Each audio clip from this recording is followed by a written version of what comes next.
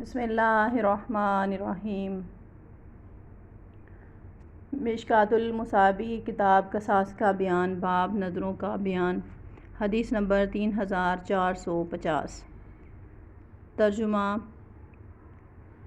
حضرت اسامہ بن زید رضی اللہ تعالیٰ عنہ بیان کرتے ہیں، رسول اللہ صلی اللہ علیہ وسلم نے ہمیں مجہینہ قبیلے کی طرف روانہ فرمایا۔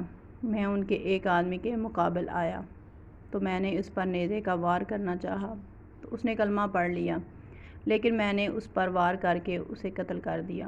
میں نبی صلی اللہ علیہ وسلم کی خدمت میں حاضر ہوا تو میں نے آپ صلی اللہ علیہ وسلم کو بتایا۔